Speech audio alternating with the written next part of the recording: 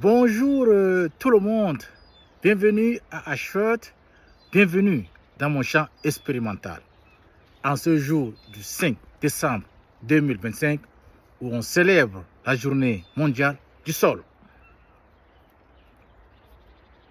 Oui, le sol aussi mérite qu'on lui consacre une journée mondiale spéciale pour le rôle crucial qu'il fait dans la survie et la pérennité des êtres humains sur cette terre.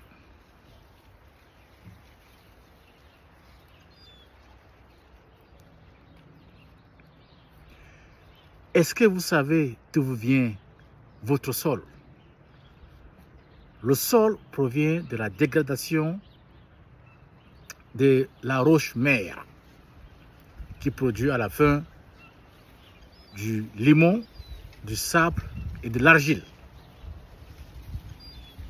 Sous effectivement l'action du climat, des microbes, des racines, etc., etc. Le sol que vous voyez ici est d'une importance capitale. Car vous savez, 95% de la nourriture des hommes provient de la terre, provient du sol. Sans le sol, il n'y a tacitement pas de la nourriture pour les hommes. Et qui peut vivre sans la nourriture? Très peu. Le sol est pour nous donc ce que les Anglais disent invaluable. Je ne connais pas comment est-ce qu'on peut le dire en français, mais il n'y a pas de prix à mettre sur l'importance du sol. Au-delà de sa capacité à nourrir les hommes, le sol a d'autres attributs. Le sol abrite plus de 25% de la biodiversité du monde. On estime que une cuillerée à soupe de terre contient plus de micro-organismes qu'il y a des hommes sur terre. Et en termes de poids, on estime qu'il y a plus de 1 kg de micro-organismes par mètre carré dans le sol. Et on y va encore plus loin. Le sol a plus de 2 mètres. Stocke jalousement plus de 2400 gigatonnes de carbone. Un véritable puits à carbone.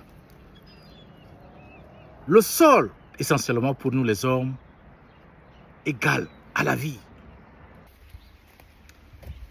Mais est-ce que les hommes reconnaissent la valeur du sol? Malheureusement, ce n'est pas toujours le cas. Depuis la nuit des temps, on cisaille, on déchiquette, on évente, on y déverse toutes les conneries des activités des hommes. Le béton coule à gogo, la déforestation sans limite.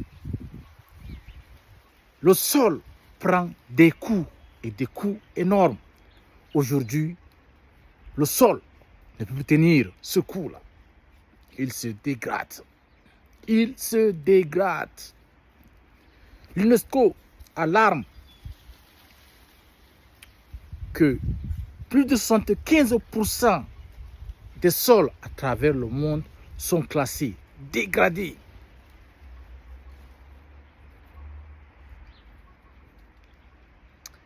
À cette vitesse de dégradation, d'ici 2050, 90% des terres seront dégradées. On estime aujourd'hui que plus de 100 millions d'hectares de terres fertiles sont dégradés chaque année. ce qui est l'équivalent entre 3 et 4 terrains de football qui disparaissent chaque seconde dû à la dégradation.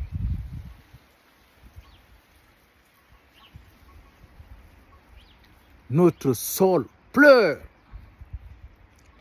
Et si rien n'est fait,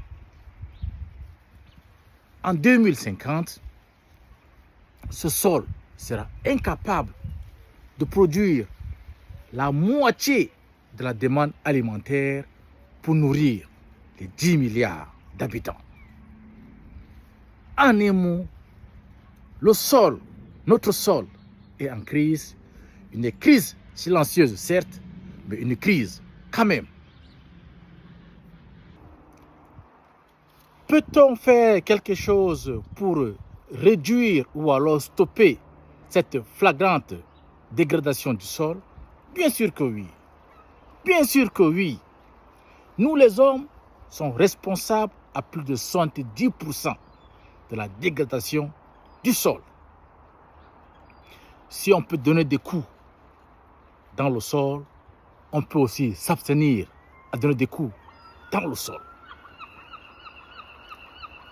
Déjà, en 2015, nous nous sommes engagés à préserver et à restaurer les écosystèmes à travers les objectifs du développement durable numéro 15.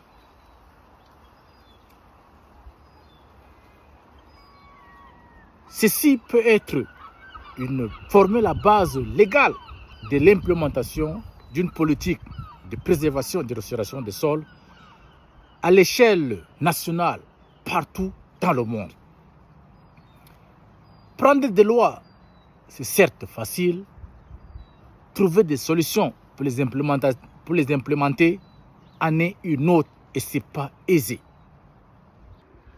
Devant la tâche difficile de trouver donc une solution à la préservation et à la restauration du sol, nous arrive au galop le Lucullus, son cheval, hein? Un vrai joker. Et c'est qui ce joker? Ben, c'est l'initiative 4 pour 1000. Avez-vous déjà entendu parler de l'initiative 4 pour 1000? Ben, c'est là, ici.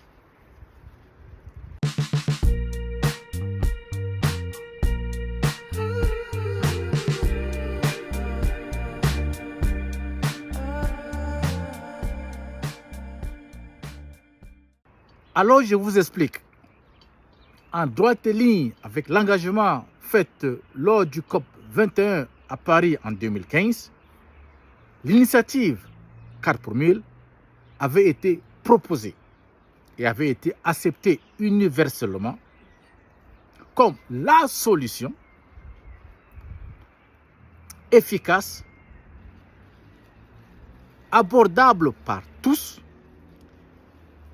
immédiatement déployable globalement à l'échelle du monde pour compenser l'émission du CO2 provenant de la combustion du pétrole dans l'atmosphère. Beaucoup sûrement se demanderont quelle relation y a-t-il entre le carbone, la dégradation du sol ou alors la fertilité du sol. Alors je vous dis tout de suite, entre la fertilité du sol ou alors la dégradation du sol et le carbone, au milieu, il y a ce qu'on appelle la matière organique. Oui, la matière organique. Alors je vous donne l'équation qui lie ces trois éléments. La matière organique est constituée à près de 60% de carbone. On estime que près de 9 gigatonnes de CO2 sont émis dans l'atmosphère chaque année par les émissions provenant de la combustion de pétrole. Et on sait aujourd'hui aussi que le sol stocke près de 2400 gigatonnes de carbone. Lorsque vous faites le ratio de 9 gigas sur les 24 gigas, vous avez 1 pour 1000. Alors, cette initiative démontre à suffisance que si on incorpore dans le sol à l'échelle globale chaque année, ou alors si on augmente la teneur de la matière organique dans le sol chaque année à l'échelle globale de l'ordre de 1,004, on va d'un compenser la quantité de CO2 émis dans l'atmosphère. Donc, la quantité de CO2 émis dans l'atmosphère provenant de la combustion du pétrole sera égale à la quantité du carbone incorporé dans le sol. Donc, match nul. Affaire classée. En arabe, on dit Kalas Mafi. Ça, c'est d'un. De deux, une augmentation en teneur en carbone dans le sol implique directement une augmentation de la fertilité du sol. Aujourd'hui, face au changement climatique, vous avez deux indicateurs centraux qui démontrent la fertilité d'un sol. Vous avez un, l'humidité. Vous avez deux, la teneur en matière organique, soit alors sa teneur en carbone. Mais il faut comprendre que quand on parle de carbone, on voit la matière organique. Quand on voit la matière organique, on voit le carbone. Ces deux-là ne sont pas dissociables. Ils sont l'un et l'autre. En chimie, on parle de carbone. Et en agriculture, on parle de matière organique. Donc, voilà comment est-ce que l'initiative 4 pour 1000 vient faire d'une pierre d'un coup, c'est-à-dire réduire l'émission du CO2 dans l'atmosphère et augmenter la fertilité du sol, donc préserver les sols. Mais comment fait-on donc pour augmenter la teneur en carbone du sol sans avoir à dégrader le sol? Et là arrive un deuxième Lucky Luke, oui. Dans cette histoire-là, il y a deux Lucky Luke. Un deuxième Lucky Luke qui arrive au galop, hein, à son cheval, pour venir secourir le monde. Et ce joker-là, ce Lucky Luke-là, c'est qui? C'est l'agriculture de conservation. L'agriculture de conservation. À travers ces principes qui est de maintenir un sol couvert en tout temps et en tout lieu, apporter de la matière organique au sol, réduire de manière considérable le travail du sol et sans oublier effectivement la pratique de la rotation des cultures. Bingo! Bingo! Bingo! On, par ce processus, réduit de manière drastique la dégradation du sol et on augmente la fertilité de nos sols. Le sol reprend son cheval et pourra, pour des siècles et des siècles, continuer effectivement à remplir sa fonction qui est de produire assez de la nourriture pour les êtres humains et maintenir la vie dans le sol. Et ici, sur mon petit champ expérimental, je suis l'émanation de cette initiative 4 pour 1000. Ici, vous voyez ce gros melon. Alors, il est le produit net d'une agriculture de conservation. Ici, dans ce bac, vous voyez la qualité du sol.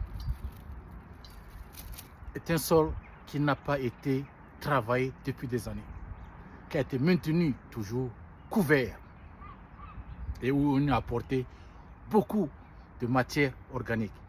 Il y a eu 0 apport d'agrotoxiques, pas de pesticides. Tout a été fait en respectant scrupuleusement les principes de l'agriculture de conservation. J'en ai eu 3 partis à partir d'une seule graine. Imaginez, vous aussi à l'hectare, j'en avais mis 10 000 graines. J'aurais eu près de 100 tonnes, plus de 100 tonnes en récolte. Et ça, c'est possible d'être fait par tout le monde. Voilà pourquoi, à partir d'aujourd'hui, je deviens un défenseur net de l'initiative 4 pour 1000. Et en ce jour du 5 décembre, où on célèbre la Journée internationale du sol, je lance un appel au gouvernement britannique d'implémenter l'initiative 4 pour 1000 dans sa politique agricole pour satisfaire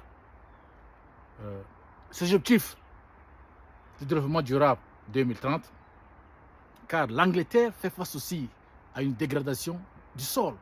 On estime que plus de 3 millions de sols chaque année en Angleterre sont dégradés.